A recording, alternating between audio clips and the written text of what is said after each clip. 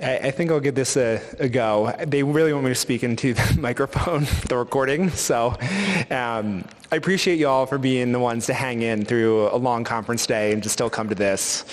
So I'm Marty. I'm from UNC. I'm going to be talking about deprescribing and how to think about it in your ED. Just some obligatory disclosures. I do have some funding from the Deprescribing Research Network, for which I'm very grateful.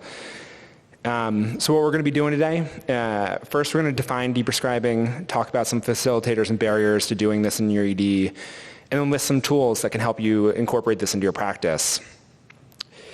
So this is a consensus statement from some geriatric researchers that are leaders in this space. It's posted on deprescribingresearch.org, which is run by the Deprescribing Research Network. There's a few aspects I'd like to highlight. First, this is about identifying problematic medications. These are generally medications patients were on prior to coming to the ED. It does not refer to your medication decisions that you're making within the confines of your ED, such as giving an opioid to a patient in pain. People refer to that as appropriate prescribing. There's significant overlap between those research areas, but there are some important distinctions. Once you've identified these medications, then it's about either initiating an intervention to stop that medication or reduce the dose. I do think most people think of deprescribing as they only think about stopping medication cessation, but dose reduction is a far underrated strategy, and it can be your best friend as an emergency doctor. Last but not least, deprescribing does come with risk, so I think there's really a component of bringing the patient into the conversation and really feeling out what their goals of care are and exploring it from that perspective. So I wanted to go over this conceptual model for deprescribing in the context of that definition. It's a multifaceted process with multiple steps. And it's perfectly okay to engage in the process and actually come to a point where you say, looking at step 3, saying, you know what, I think the benefits of continuing this medication outweigh the risks. I'm not going to pursue with stopping this medication. I get a lot of pushback when I tell people I'm a deprescribing researcher in the ER. A lot of people say this is outside of the scope of emergency medicine. And a lot of these activities do look like things that should be happening in a primary care physician's office. However, the same authors who put together this conceptual model put together the most common triggers to consider deprescribing. It's not a conversation that's naturally had in most physician-patient settings. And what was universally agreed upon is that adverse drug events are the clearest trigger to think about deprescribing. This is very much bread and butter emergency medicine. So I think it's imperative that when we have these touch points, we start thinking about how we put these patients on these pathways to think about either reducing the dose of these potentially or stopping these potentially harmful medications. Just a few more key terms. I want to point out PIMS. This usually refers to like the Beers criteria in the literature. However, the concept is probably more expansive than that. You can think of contexts like use of tamsulosin in heart failure. It actually has the potential to exacerbate heart failure as a beta-1 agonist. It has some beta-1 activity. It's not a beta-1 agonist in terms of its pharmacologic class, but the concept is far broader, is all I'm trying to paint at. And sometimes you have to think about their multimorbidity. There's other factors that come in. The other term I really want to point out is adverse drug withdrawal events. This is probably one of the biggest barriers to deprescribing. And they kind of come in two flavors. The first is that when you remove the medication, the indication for which it was started reasserts itself. An example of this would be a behavioral disturbance in the setting of deprescribing a sedative or antipsychotic. The other flavor is when long-term medication use leads to physiologic changes. The classic example of this would be like a benzo withdrawal seizure. So enough of the boring stuff. Let's try some cases. So we got an 80-year-old female. She's got coronary artery disease, dementia, chronic back pain, multiple falls, coming in with yet another fall. Limited history. Fortunately, the workup is pretty reassuring. And here's our med list. We have any brave volunteers who want to on what they might target for deprescribing? Yeah. So olanzapine, too, is not an unreasonable target. They both fall into this sort of group of what we call CNS depressants. I want to point out this resource of deprescribing.org as well in the context. They actually have, this is a bunch of Canadian researchers, and they've written formalized guidelines around how to initiate deprescribing. And this really gets into the weeds about this. I don't want to go over all the details because the guideline is actually pretty prolonged, but the part that we are looking here is like the first question they ask is, what's the indication? And they actually don't recommend deprescribing benzos if the patient has anxiety.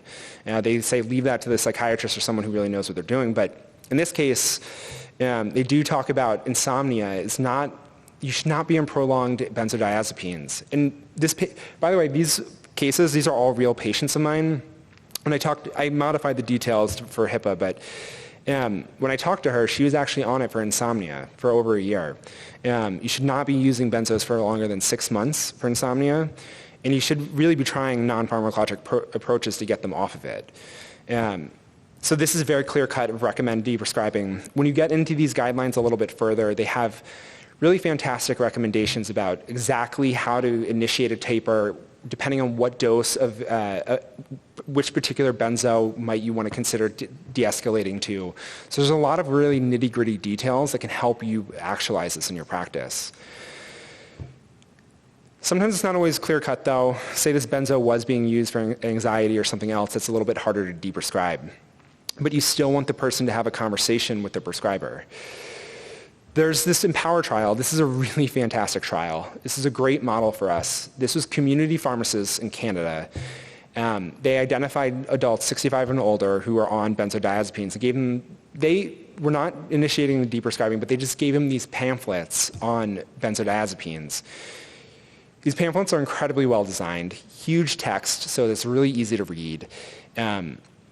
They name the drugs, they give patients anticipatory guidance about what a tapering program might look. And one of my favorite pages is they actually give questions that the patient can go back to their prescriber and ask them, hey, tell me a little bit more about this benzodiazepine use. Tell me about some alternatives that I might want to explore.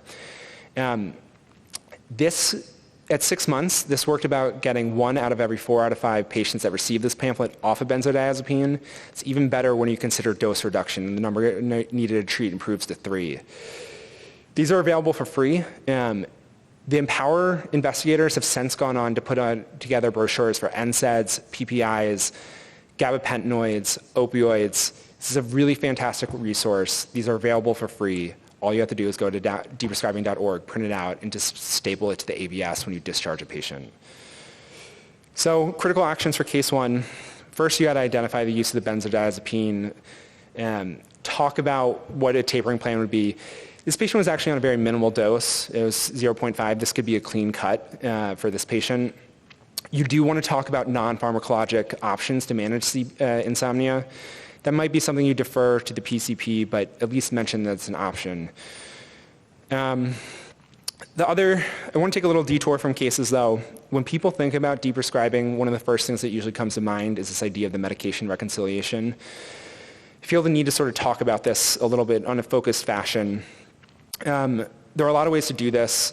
They're generally facilitated by these lists that can help you identify problematic medications. The classic one is Beer's criteria. There's also start-stop criteria. There's medstopper.com. There's more and more of these lists coming out. Even more advantageous is there's starting to release context-specific lists to help identify like inappropriate medications. CDC recently released the StudyRx intervention, which helps identify fall risk increasing drugs. AHA released a list that helps identify medications that exacerbate heart failure. So there's a lot of tools to sort of get to this. But what does this look like in practice? These are the 5 highest quality randomized clinical trials we have. Only one of them was done in the US. This literature is really popular in countries that tend to have like nationalized healthcare. Most of the studies have been done either in the inpatient or primary care setting. The interventions are kind of diverse. They all involve sort of bringing a supplemental resource, whether it's clinical decision support or like an NP or an ED or a pharmacist to help conduct the medication reconciliation and have sort of a focused conversation with the patient. In every case, we're able to actually reduce the use of potentially inappropriate medications. This is a win. The numbers aren't as great as we would like. For a lot of these patients that are polypharmacy or hyperpolypharmacy, it's only like 10 to 15% of the medications, roughly 1 to 2 medications being removed per medication reconciliation. But it's still pushing the needle in the right direction. Didn't perform as well in clinical outcomes. I could talk about this like for an hour, what I think. The truth is, I don't think any of these trials are really designed in a disciplined fashion to assess this. You're measuring a heterogeneous deprescription of different medications and following it out to like multifactorial outcomes. And the truth is, you could actually argue the fact that the patients are doing just the same off the medication is an argument in favor of deprescription. So that being said, I'm not totally in love with the MedRec approach for ED physicians. I know the SHED-Meds investigator, the primary investigator, this is a really labor-intensive intervention.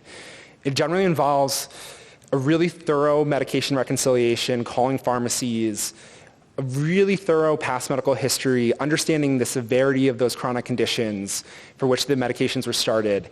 And when it's done in an inpatient setting, it's usually a conversation with the outpatient prescriber, and then a family-style sit-down with the patients and their caregivers and anyone that's involved in the decision-making around those medications. It's easier done over multiple days in the hospital. It's a little harder to do in the ED setting.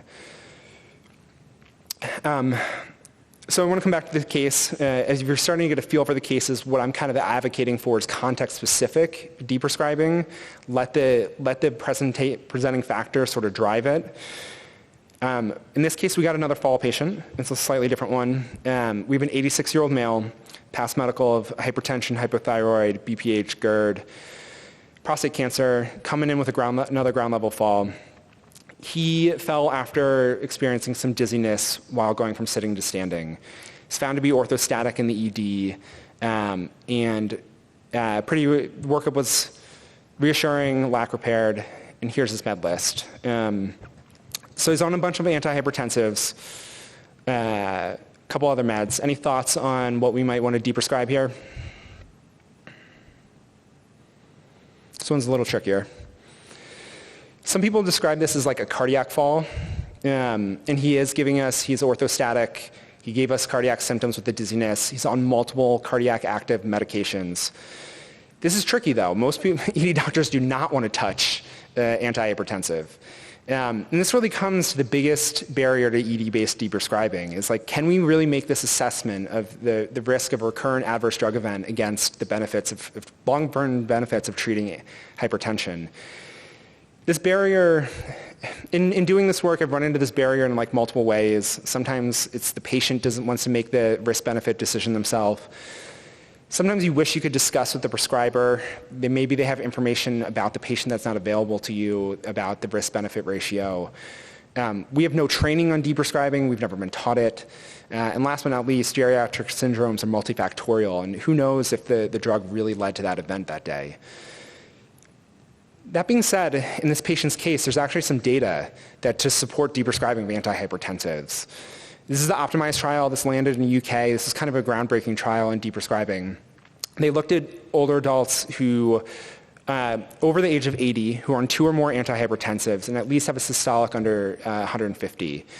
The PCP did have to deem them to be a reasonable candidate for deprescribing, and then the intervention was to remove one of those antihypertensives. They found a minimal bump in the blood pressure once they did this. 66% of people were able to achieve long-term discontinuation of the antihypertensive. It is important to note that a third of the patients did have to have a bump in their blood pressure that required restarting that antihypertensive. But these authors successfully used this non-inferiority approach, or arguing basically that there's a loss of efficacy as you continue to age, to really defend the necessity to deprescribe. So I think the critical actions in this patient are to educate the patient on the antihypertensives and how they might be related to the orthostasis that caused the fall. But refer to the PCP. This trial did have that nuance of like the PCP had some level of familiarity with them. There was a whole thing about this trial got criticized for the ethics of this, and they said maybe this trial was appropriate in the first place because the PCPs thought that they were all reasonable candidates for deprescription, then why do we leave half of them off? This is one of the hardest parts about running deprescribing trials. If we are able to truly say that that medication is inappropriate, you can't randomize that person. And everyone keeps asking for evidence of benefit when you deprescribe, but these things are tricky. And it's one of the biggest barriers to getting really good data in this field. So third and final case, we got another fall patient. This is 68-year-old, DVT/P on apixaban, hypertension, hyperlipidemia, uterine cancer, presenting with another fall. They've just been increasingly weak in the setting of their chemo, tripped over the carpet edge. And here's their med list. Anything jump out? Any bold volunteers? Yeah, apixaban. Yeah, I love that. Oxycodone is absolutely a fall risk increasing drug. Sorry, what did you say? The fact that it's a dual med, like I'd rather have Tylenol alone and then the oxycodone have Yeah, love it. Yeah. The aspirin and the apixaban makes me want to barf. Particularly in this case, this is a patient of mine. I asked her why she was on the aspirin. She says her brother takes it and it prevents strokes. So she was just buying it over the counter without any counsel from anybody else.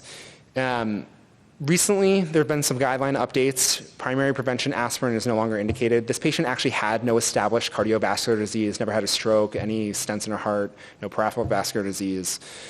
There's been recent trials that indicating that the risk of bleeding is in just primary prevention aspirin is larger in older adults than we previously believed it to be. And the AHA and USPSTF both actually wrote guidelines no longer recommending its use.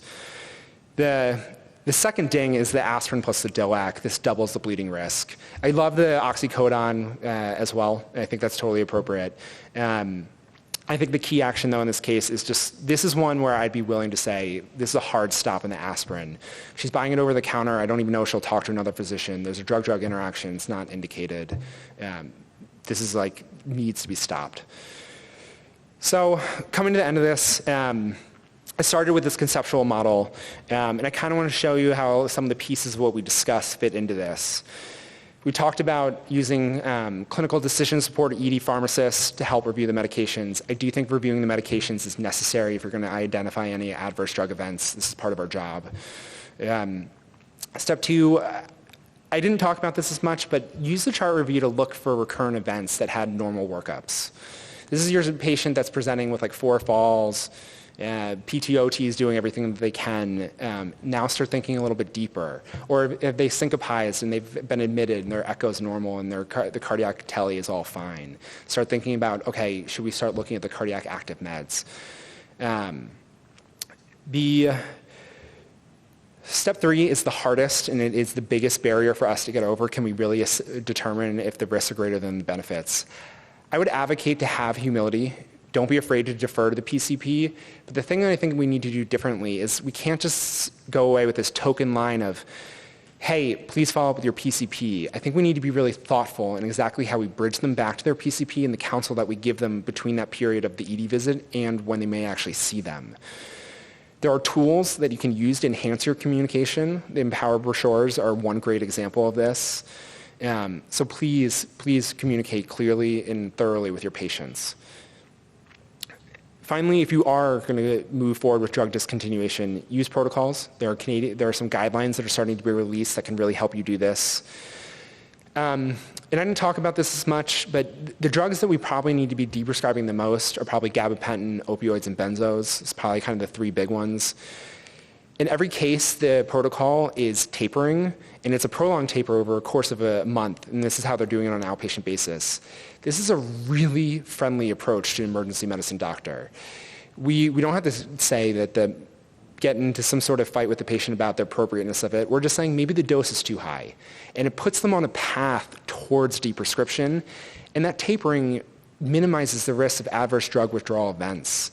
It's a really nice way to open the conversation with the patient and put them on a course towards medication cessation, or at least a lower dose. And then finally, step 5, we can't really do. We do have to defer this to the PCP, so if you can get follow-up, do it. So this is everything I got in terms of the review, and I'm happy to open it up to questions.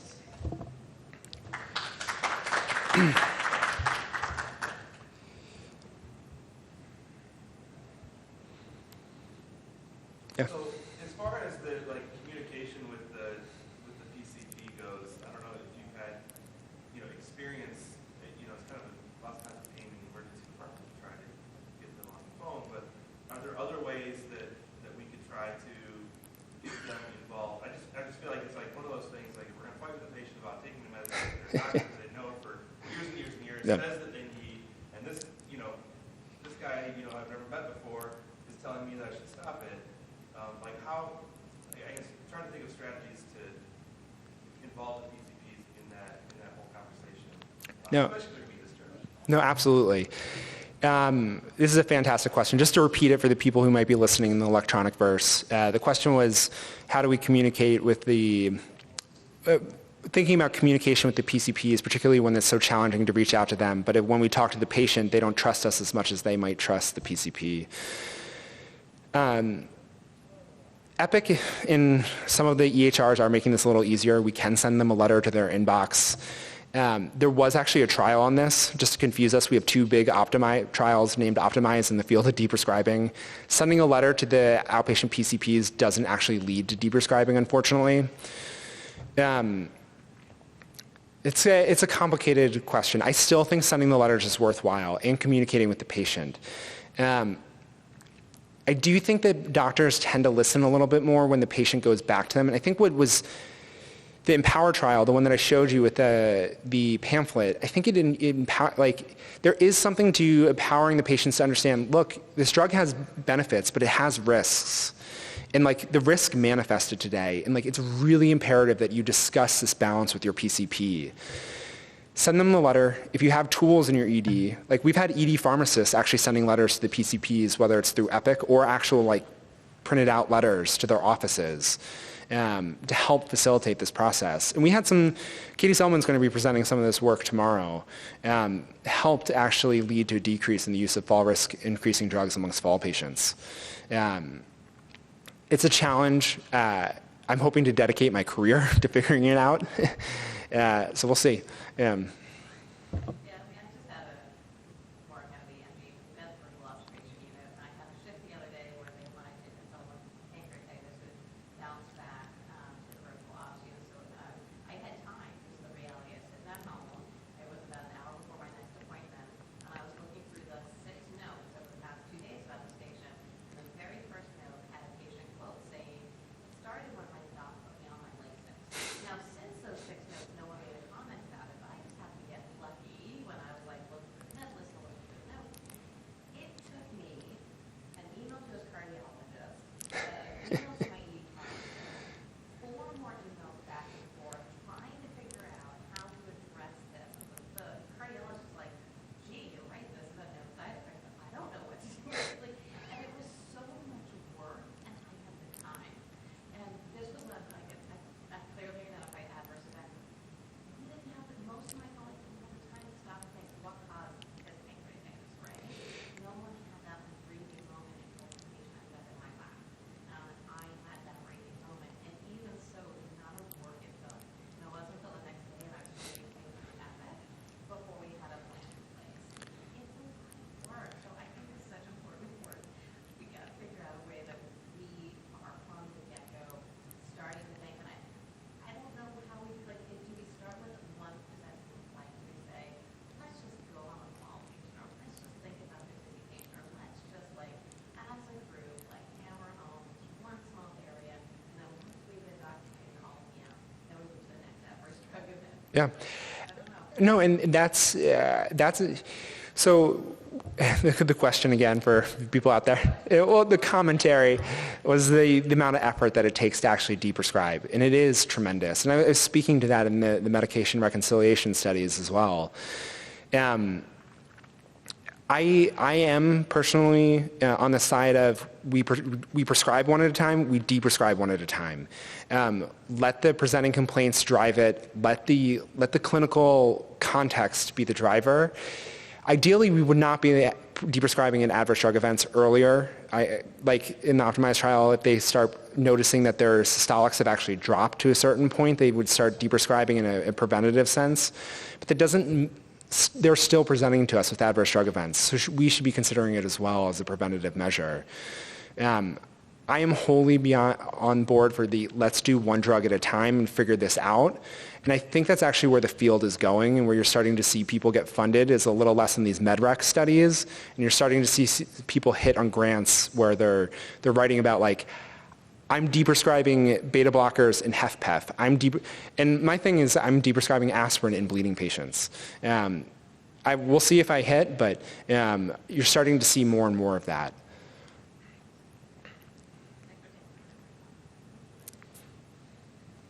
Anything else? I think I saw a hand back there. Yeah, I'm very sympathetic to two patient populations. My name's Colin Butler, Mayo Clinic in Minnesota. The one set of patients is the folks who had primary physicians, and now they have no idea who their primary physician is, and it changes every 6 months. Yeah. And they go, I don't remember who prescribed this. I don't know what I'm on it. Or the flip side of this is the medically complex patients that see 3 or 4 different specialists, and they say, I don't know what this one is for. I said, I know what it's for, but why and when was it started, by whom, and trying to get them. That's a little bit easier to get them a kind of a medical home. Yeah. To have to follow a tapering process. But I'm completely sympathetic to the folks who don't know anymore who their provider are. I face the same challenge of trying to track that down. I say, hey, we considered this. Why are they still taking this? Yeah.